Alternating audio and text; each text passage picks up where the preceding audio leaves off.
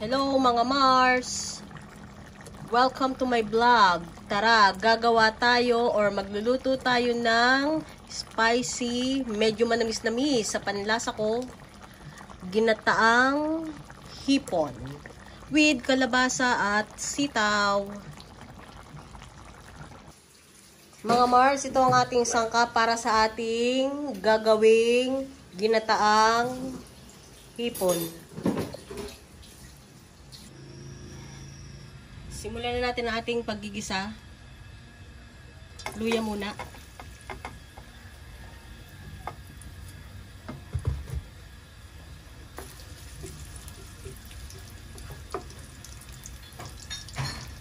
Bawang at sibuyas. Init ah. Yan, nasama na yung sili. Nalaglag.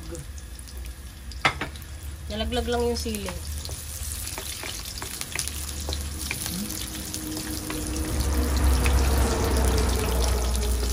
Lagay na natin ang ating kalabasa.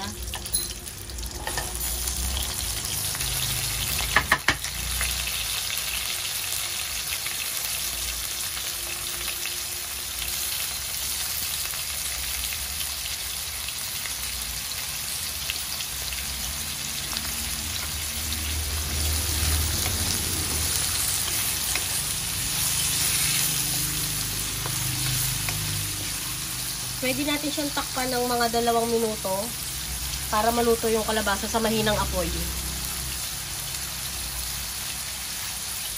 Balikan natin after 2 to 5 minutes. I think sa mahinang apoy. Hindi mahina, medium fire.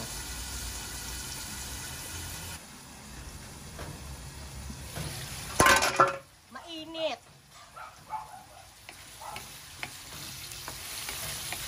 Binalikan ko na siya at lagyan natin ng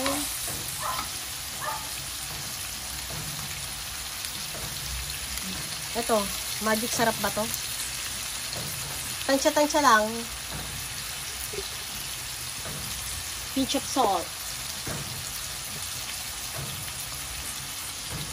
Pinch of black pepper. Haluin.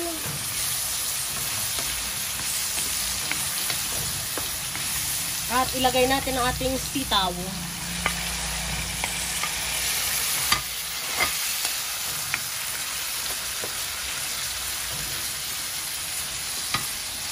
Lagyan natin ang unang gata. Ano to? Siguro mga ilang ml to? 200 ml na gata.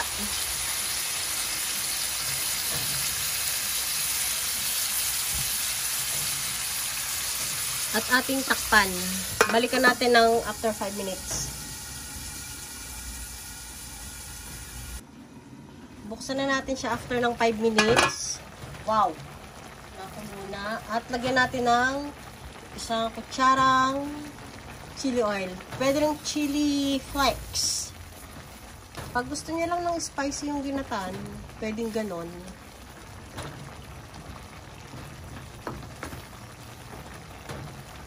At ilagay natin ang ating hipon. Sama na natin yung ating green chili. Wow!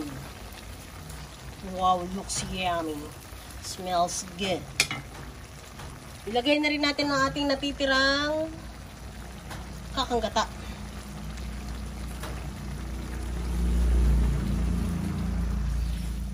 Parang masarap siya.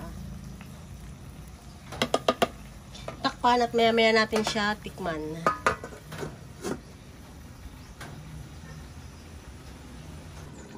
Balikan natin siya ng after 5 minutes. Yung kanina. Wow! Looks yummy. Mga Mars, isang hapit na kulo at luto na ang ating spicy ginataang hipon. Tinikman ko na rin siya at okay naman din yung lasa niya sa panlasa ko. So, ready to serve na ang ating ginataang hipon.